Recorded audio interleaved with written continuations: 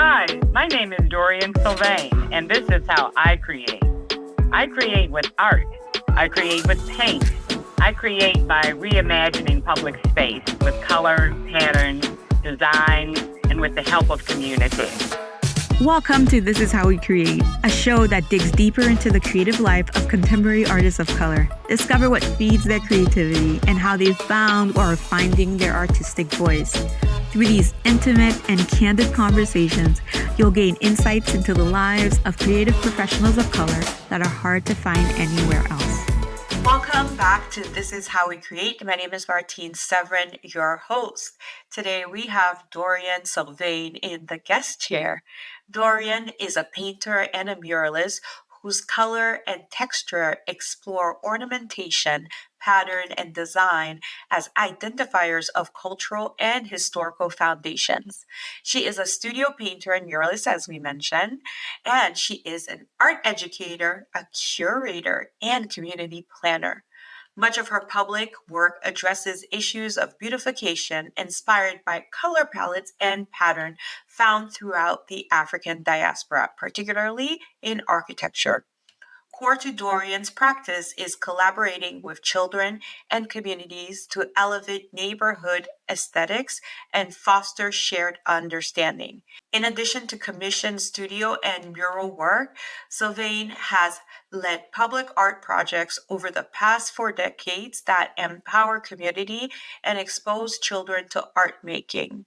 Partnering with such organizations such as the Southside Community Art Center, Hyde Park Art National Museum of Mexican Art, DuSable Museum, Chicago Park District, and the Chicago Public Arts Group, she has devoted her work to building the next generation of cultural keepers.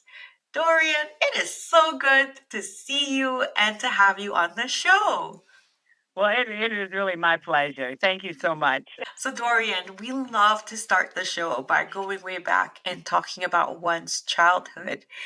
I'm going to ask you to reflect on your childhood and to share your earliest encounters with art and how that encounter or encounters shaped your interest in the creative world. My beginnings were very organic, as I would say, are the beginnings of my children's art careers and their interest in art. And by that, I mean that oftentimes it's just as simple as having access to materials. My mother was the type of mother who did not believe in idle time. So whatever they were teaching at the local YMCA, we were signed up for those classes. So I kind of grew up with that aesthetic of classes, of learning, of trying new materials. We, for example, took sewing classes, macrame, crochet, knitting, ceramics. I mean, we did it all. And so a lot of that, in terms of my mother's philosophy, was just about exposure, that we would kind of land where we felt comfortable. But if she didn't at least expose us to these crafts or these opportunities or these people or these institutions, we wouldn't even had an opportunity to find our fit, you know. And I consequently have been the same type of parent. I have 3 children who are all in their mid to late 20s now, and they always took a variety of art classes, sports and arts, or kind of both. But it was a matter of giving them, creating accessibility, which a lot of young people just don't have. If I could segue a little bit into an art exhibit that I just did this past year with my 3 sons, we did an art exhibit, our first family art exhibit at the Blanc Gallery, which is a local Southside gallery, 4445 South King Drive. But the title of the show was called All Children Draw, and kind of in subtext, and some become artists. And really, it was that philosophy that my mother instilled in me, the philosophy that all children have this creative urge. They have this innate imagination. And as parents or as community, I feel part of our responsibility is to provide the, again, access so that these type of interests can be developed. And I think, sadly, we've fallen a little short on doing that for our children, but I believe it's something very natural. I don't believe that it is you're just born with talent. I'm not of that school.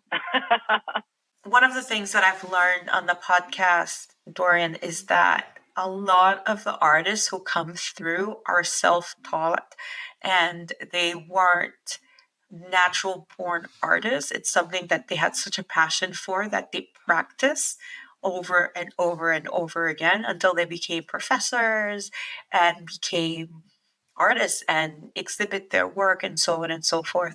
So there's never quite one path, and people always underestimate the work one has to put in rather than relying on natural talent. I think there's a lot to be said about that. If I could just chime in a little bit, it's because, it's a kind of running joke, where people will say, how do you become a concert, pianist? And then, the answer, of course, is practice, practice, practice.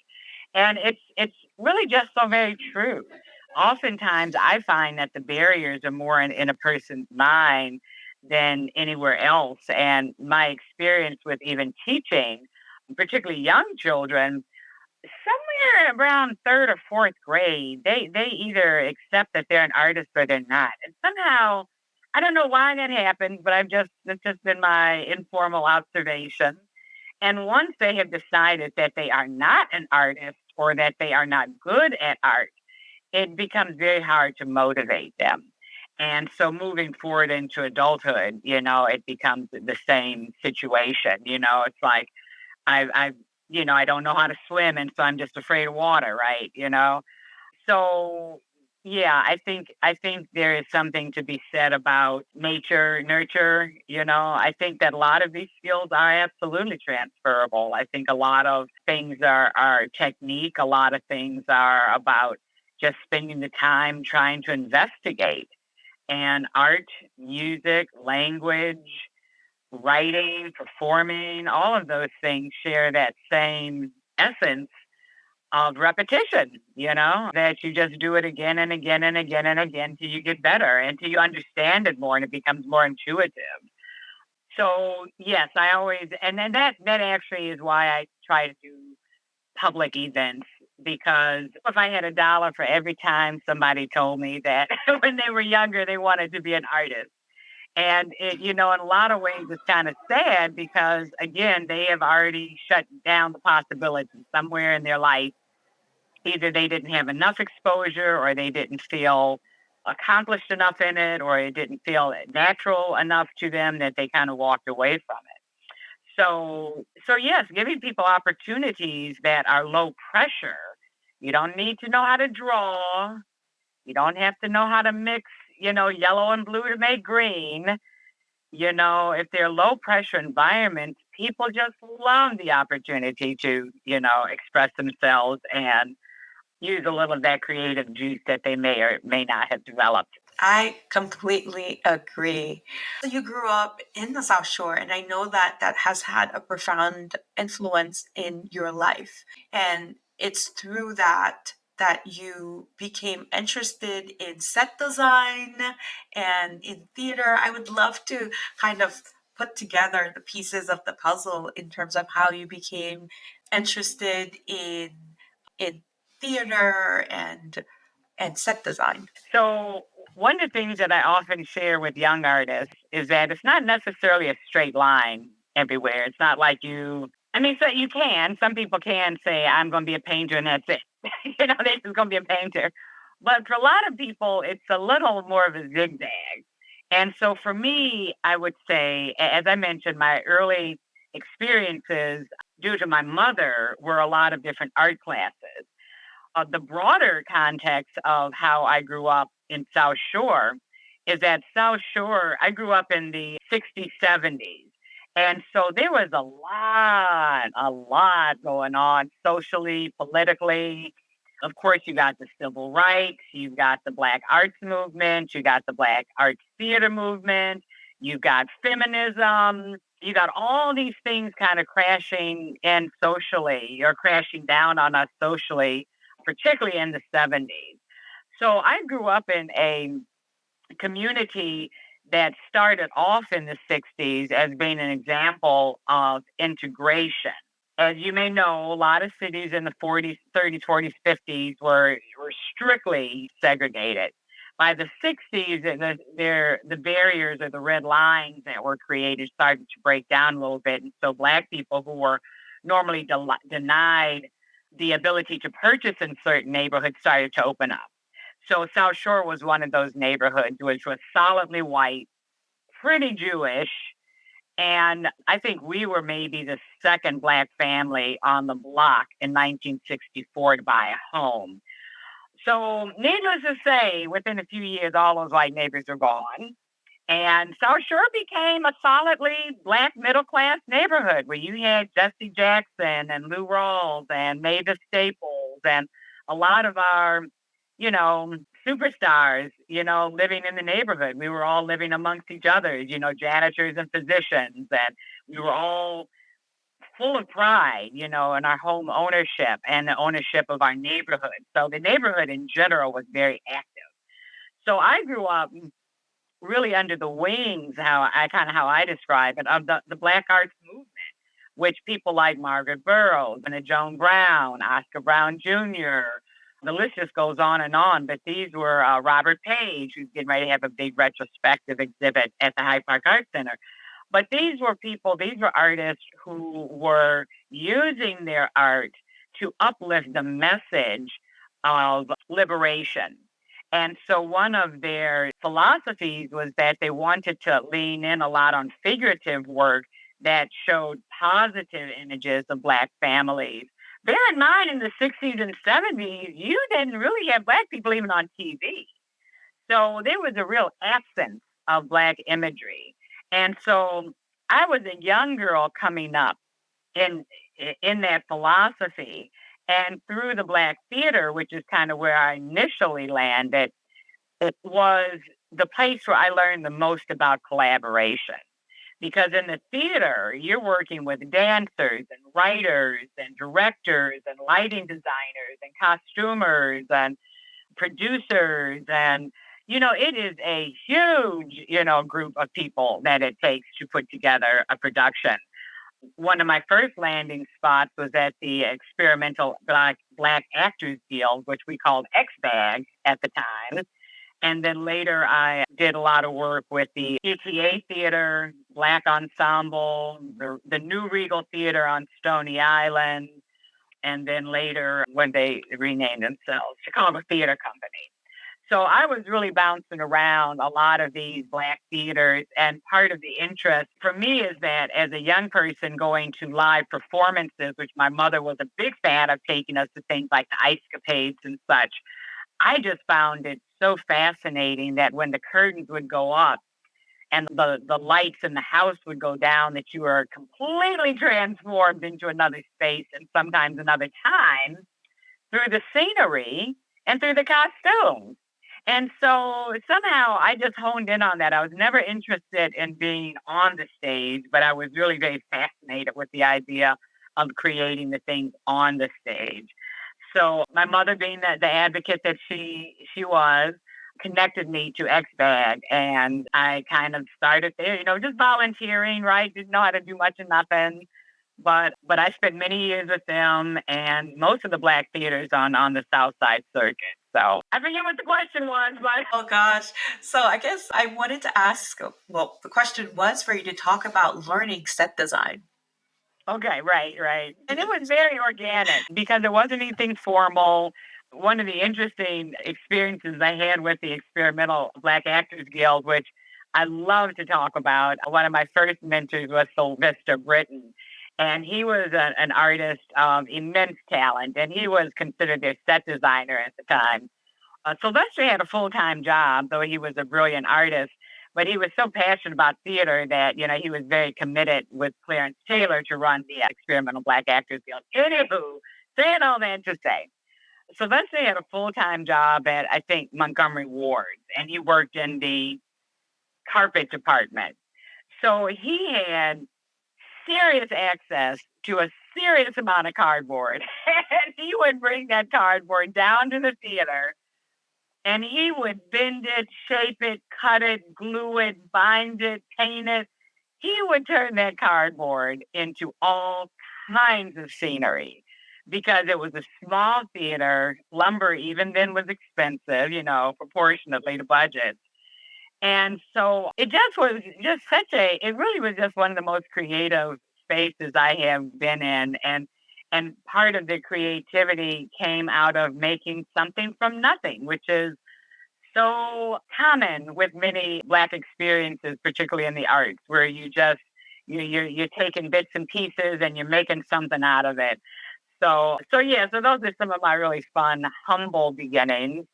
And then from there, again, because you are in a small theater, you wear a lot of hats. So, I needed to learn how to, use hand tools. So we didn't have a shop, so everything was a hand tool. I, needed to learn more carpentry skills because I needed to be building, painting the scenery, which was an interesting segue into mural painting because scenery, of course, is large scale, unlike, tabletop painting I may have done in art school. You work with these bad brushes and you're slopping paint around you, and you're always trying to make wood look like something other than wood. So, you're trying to make it look like wallpaper from the 1920s, or you're trying to make it look like, subway tile, or, so a lot of my decorative painting skills really were honed there out of need. Not that anybody said, Dorian, this is how you do it, right? So I really just became kind of some people use the word Renaissance, person, in the sense that I just had such a wide variety of skills, from painting to sewing to carpentry to designing to curating. So theater was just a wonderful space to hone a lot of those skills and to be amongst this pretty amazing artistic ecosystem. So eventually, that job, or that, I guess, eventually set design brought you to San Francisco, where you spent quite a few years. Can you talk to us about that time in your life? Well, the truth of the matter is that the cold and the snow ran me out of Chicago. It was one of those winters. I remember it so vividly.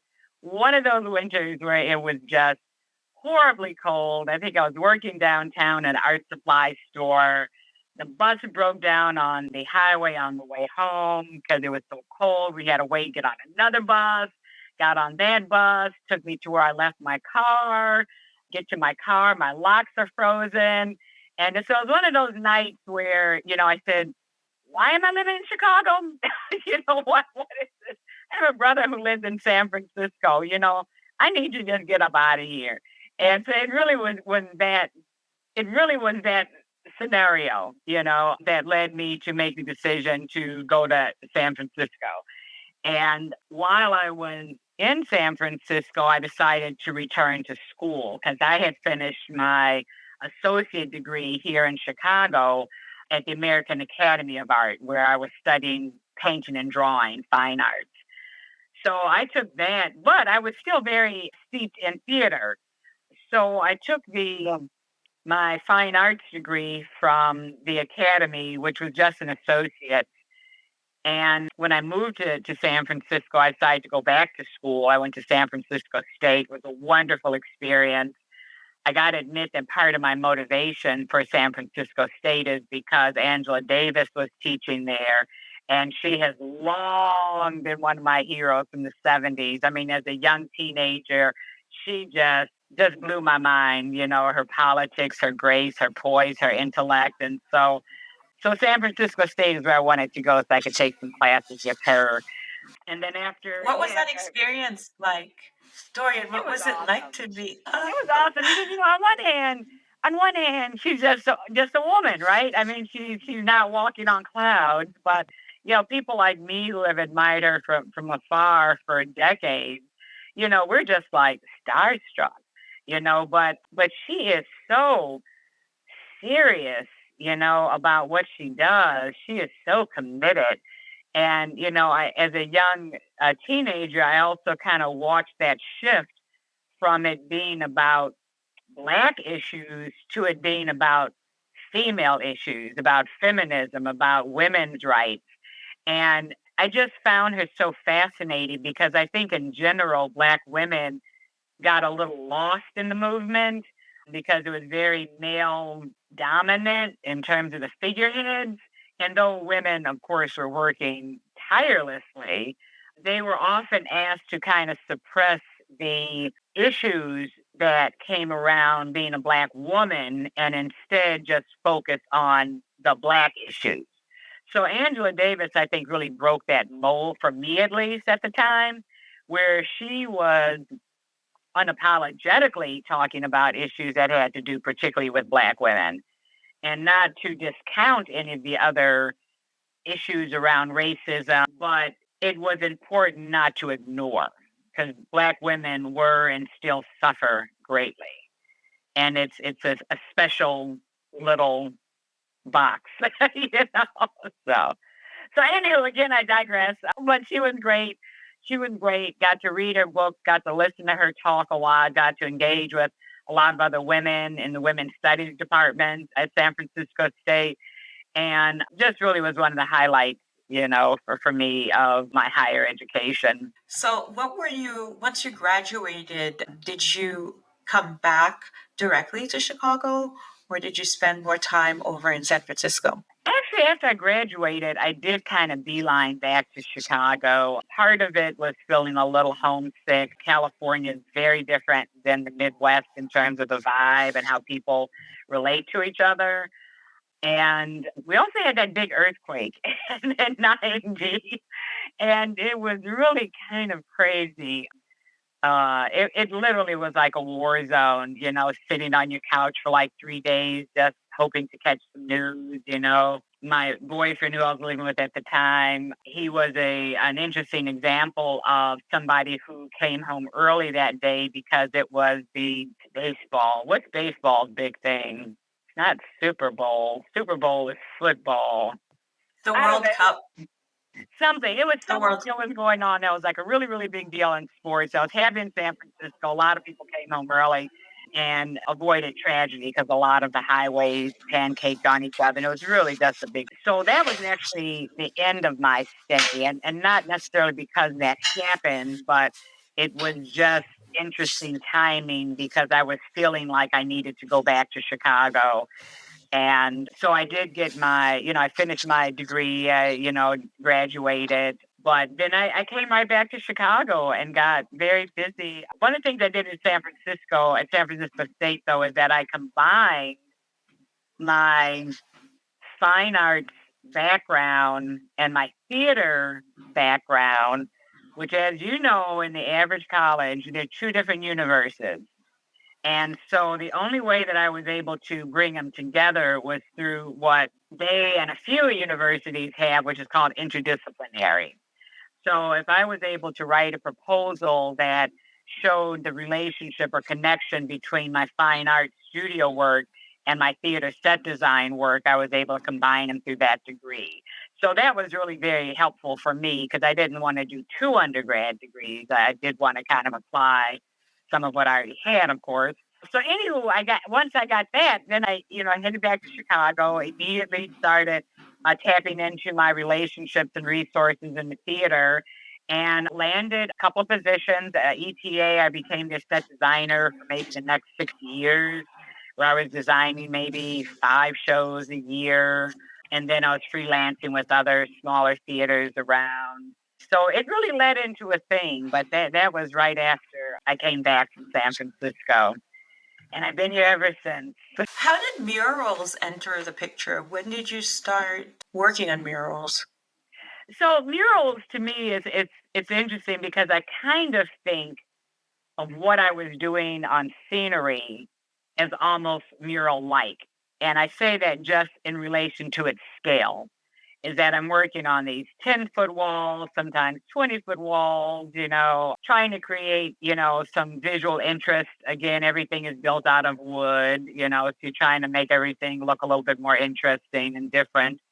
And so when I left the theater, I already had this love for big paintbrushes, and I had this love for working large scale and decorative paint techniques, where you could make piece of wood look like marble, and what they call faux finishing, where you're making one surface look like a fake something else. And so that not only kind of led into mural painting, but it also led into another pit stop I had, which was interior decorative painting. When my children were small, theater is very evening heavy. And when I had small children, it just became very difficult. And so what I did is I took all of those skills as a theater set designer and I started applying them towards interior residential markets. So, for example, doing really cool kids' bedrooms, where I do murals on all four walls, like, a wraparound mural, or I do a Van Gogh Starry Night on the ceiling, so I did that for about 15 years while the kids were little. And for a couple of reasons. One is that it was still very creative. I was painting all the time. It was very fun. I loved working in people's homes, decorating. But it was also what I called mommy friendly. My kids were, and I did this while they were in grammar school through high school. And the reason I say mommy friendly, number one, is that you cut a deal. I'm going to paint you this mural. It's going to take me a week. It's going to cost this much money. Then I would get half my money up front as a deposit. And then the day I'm done, I get the other half of my money. And I'm just going to say in parentheses, unlike when you work with the city or state or private organization and you have to submit invoices and wait 30 to 60 days to see your money. So that aspect was very mommy friendly as a single mother. But the other thing that was really mommy friendly about it is that if I wanted to go to on the field trip to the zoo with my kid on Thursday, I just don't schedule work on Thursday. I just let the client know, I'm not going to be in on Thursday, but, I'll see you Friday morning. So it's very flexible, and I was able to make money and I was able to paint every day. So it was a win-win. Well, that's amazing. I think one of the things I've learned is that you have to do with what you have, and you have to also think about what stage in your life are you in, because there are probably some things that you would have wanted to do, such as stay in the theater, but bedtime's usually what, 7 o'clock, 8 o'clock? So, and curtain time is 7 o'clock, the Right. curtain's up at that time, and the two clashed. And so I'm so pleased that you were able to find an avenue where you could still be creative, but yet at the same time provide for your family. Exactly. No, it's, and again, I often tell young artists that, you do have to embrace or accept the idea that you get to create your life, and that there are going to be many moments where you pivot for whatever reason, and part of our task as creative thinkers is to be able to pivot to our advantage. And so I've had a few pivots, in my life. And that was one of them when the boys were young. So the boys are no longer young. They're grown at this point, and they're also working with you. How did you start getting them to help you out, and how did them helping you out become the thing that they now do, which is to collaborate with you and you all work together?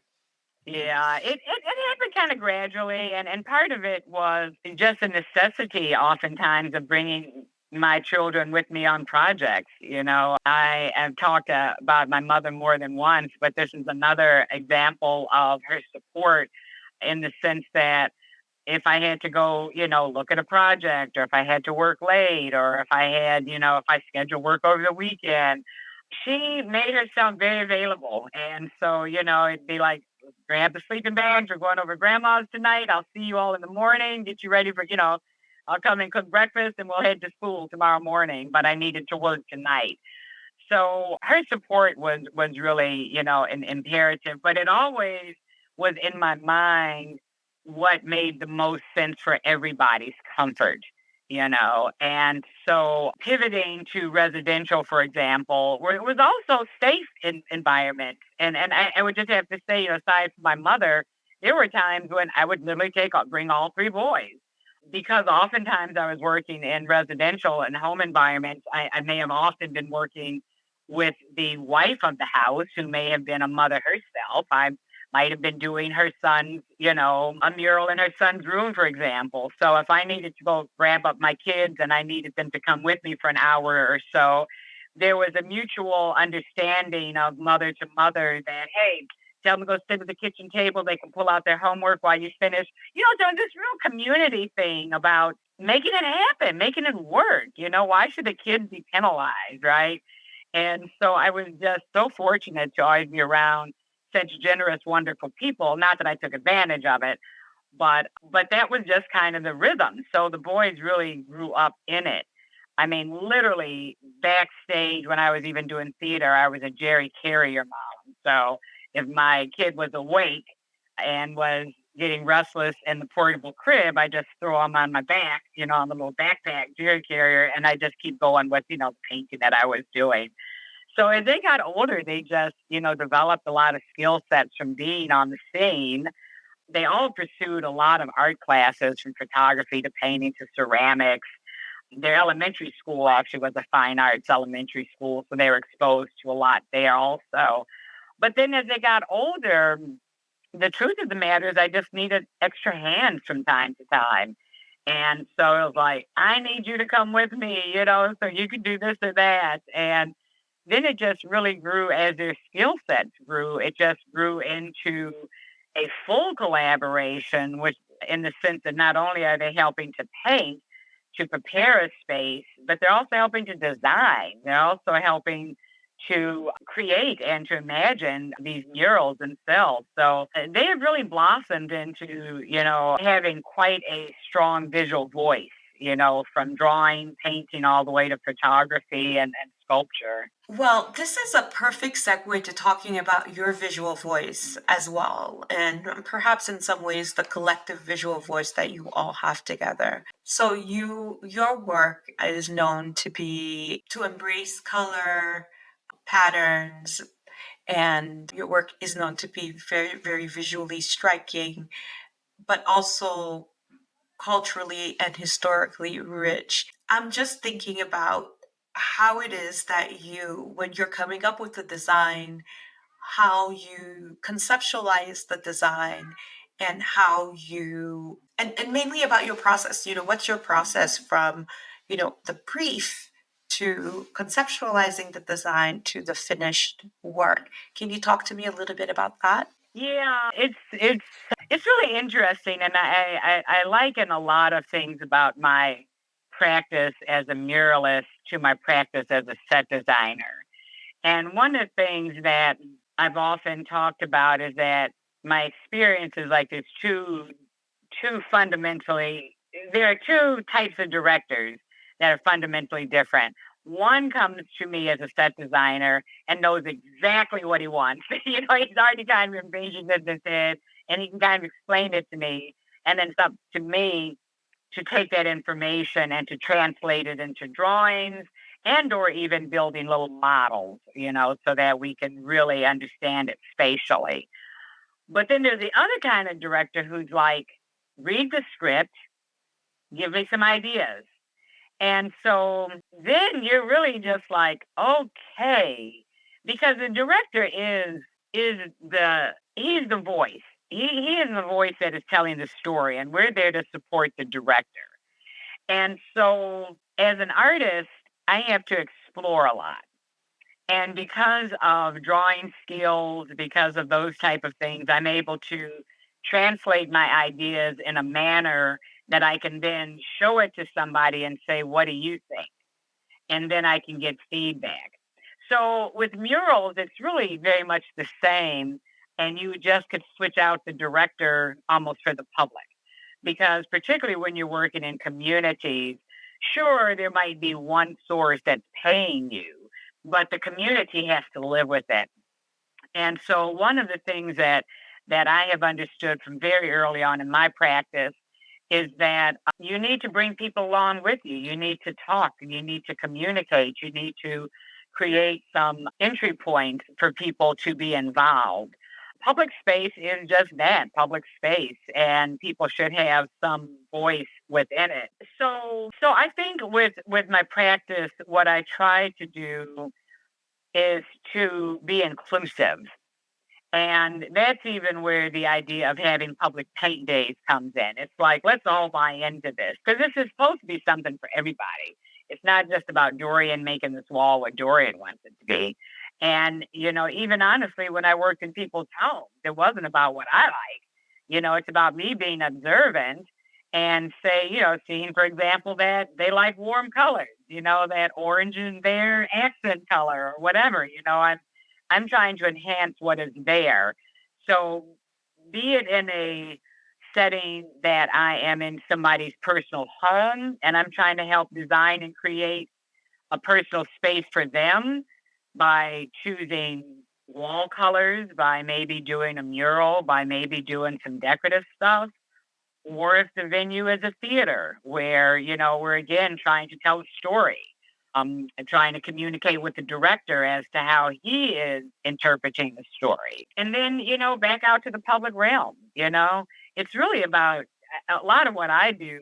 The motivation is about claiming space, honestly. As I mentioned in the 60s, when my family moved into South Shore, we moved into a neighborhood that was not ours, and I mean ours, in quotes, right? It wasn't our neighborhood. We became new tenants, new residents, but it didn't have our flavor. It didn't have our anything about it. And so to me, public art becomes those opportunities to kind of claim a space in terms of what is valuable to you. So I use things such as Indigenous symbols, which are symbols you'll find throughout, West Africa that speak to ideas of brotherhood or kinship or godliness or neighborliness. I look at, in terms of color palettes. There's a big difference between the color palettes that you'll see in Mexico versus the color palettes that you might see in Egypt versus that in Greece. And so there's really a lot of a regional relationship to color that is also cultural. And so I try to be sensitive to that. And I just really love pattern and design, decoration, and all of those elements. And so I don't lean too hard in terms of figurative work, but I really lean in hard in terms of pattern, design, and color, and try to create compositions that are not only just visually pleasing, but raise the vibration in a space. A lot of us in these urban environments live in very monochromatic environments where basically we're looking at bricks and concrete for the most part, particularly in the winter months, right? Everything is like gray. So, murals or public art or public expressions of art also, provide an opportunity to color a space and raise the vibration, even on that base level, even if it ain't saying nothing, just to see a blue turquoise wall, amongst a sea of, brick red walls, is just refreshing. And so I think of it in terms of well-being also. Yeah. That makes so much sense. I'm a lover of color myself, being from the Caribbean, and I find that I keep painting, except my office here, but walls, very, very bright colors, and I need to see something different than gray. Yeah, you don't necessarily want to paint the whole room a bright color, but accent walls here and there, man, they just really feel good, I think. Yeah, they do. They make a big difference. So Dorian, when you aren't working, what is it that you're doing for yourself to be creative? That's a good question because when you're a gig worker, it's like every day is a work day. It's like every day I think I got something I need to be doing. I would have to say my big pleasure, particularly in the summer months, is outdoor festivals.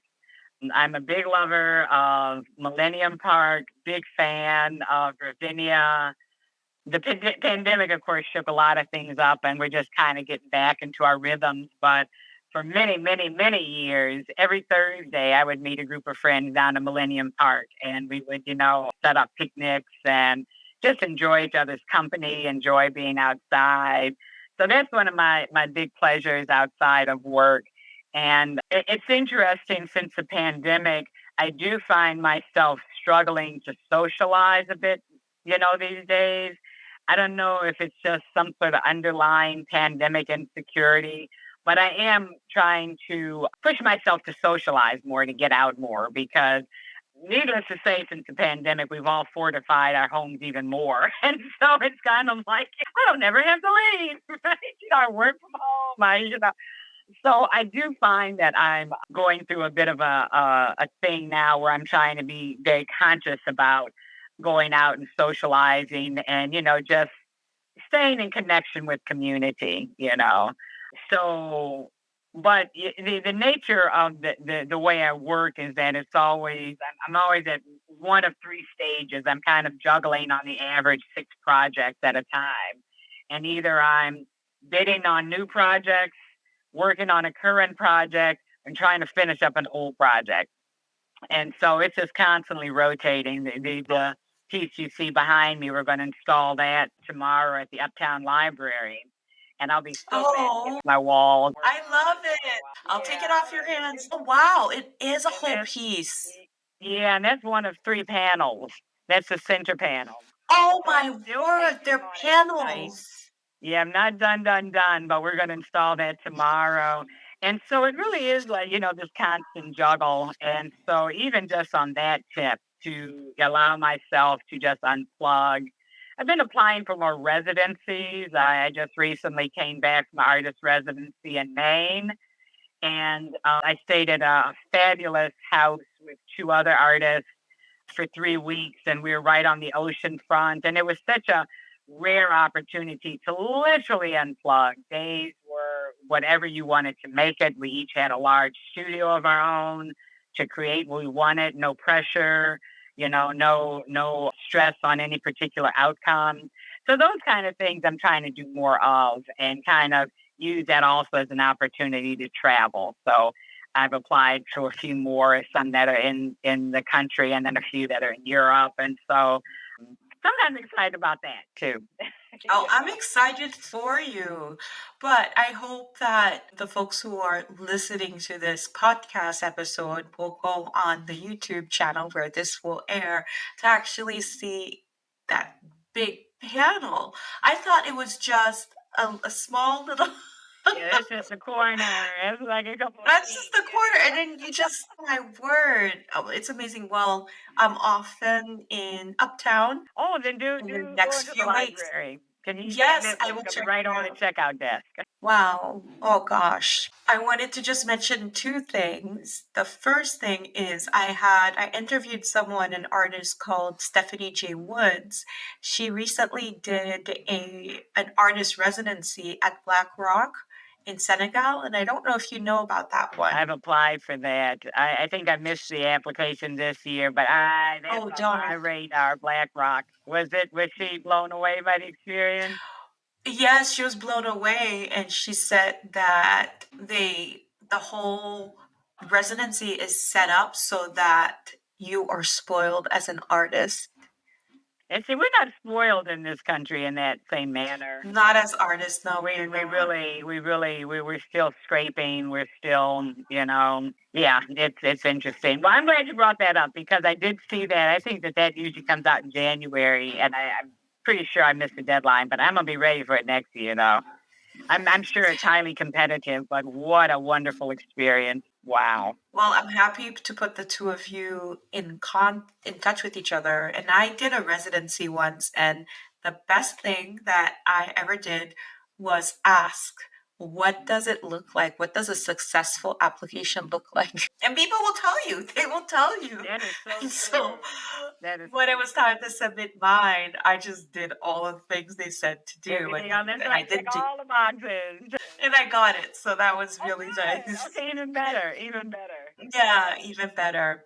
So I would love for you to talk a little bit about, or I would love for you to share a book or a piece of advice or a new perspective that you have acquired that has profoundly changed the way you view art and your life in the last few decades. I guess what my experience has been and some of the advice that I try to give to particularly younger artists is really just be a life learner, continue to challenge yourself, continue to get out of your safety zones, continue to do the things that you're not very good at.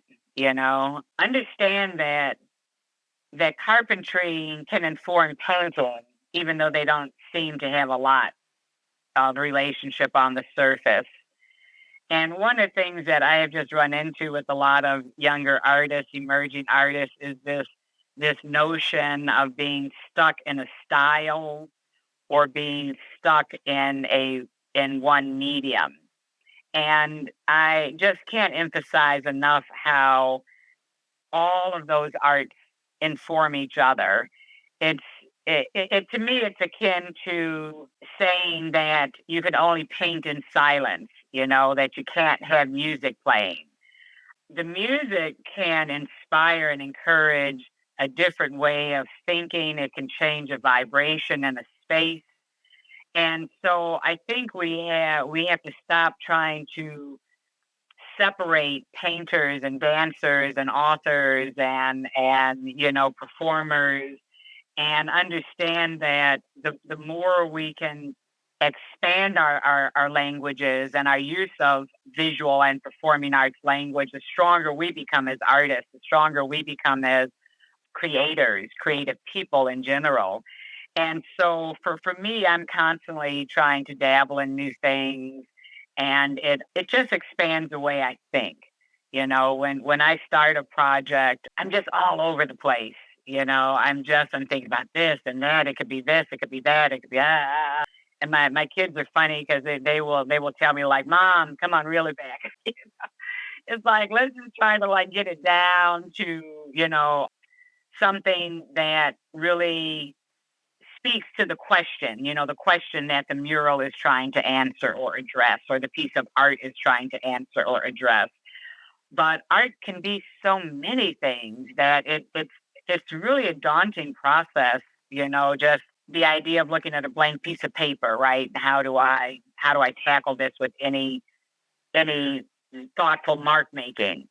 So I think being an artist is just like that in general, is that it can be a lot, but it can also be a little, depending on how you approach it and how you see yourself as an artist, how you fit in. And so, yeah, keep learning, keep pushing, keep trying new things. There's no such thing as a mistake. When it comes to art, I can't tell how many times kids have wanted to ball up a piece of paper, right? And I'm like, no. You got to find where your successes are, even within something that you think is a mistake. So I think that's applicable for much in life, right? It's so true. It's so true. I think there's this book that my son was reading when he was in kindergarten, and it's something to the effect of a wonderful oops. Yeah. And it was teaching kids that mistakes are wonderful. That's right. They can be wonderful, and that you pivot, you learn, a closed door over here might mean an open door there. So, all those things that I think speak to optimism, that we're gonna make things work, Happy mistakes. Well, Dorian, yes, definitely happy mistakes. Dorian, this has been so much fun. I have smiled through this whole chat with you, and my cheeks now are, oh my gosh, I wish that we had met in person. If I had known how delightful this was going to be, I would have insisted. Did you come over here to the studio? We could have done this. Well, I will take you up on that. I will come over anyway. Yay! And you can come to the studio. Yeah, it's a crazy little place here. Oh gosh, I don't have enough words to say just how much I admire you and admire your work. Thank you so much for sharing your time as well as your experience, and as well as you talking about how you create your work with us. Yes, well, thank you so much. It really was an honor and a pleasure to be here, to have an opportunity to kind of talk about the things that I love doing so much, and a pleasure to meet you too. Oh, thank you.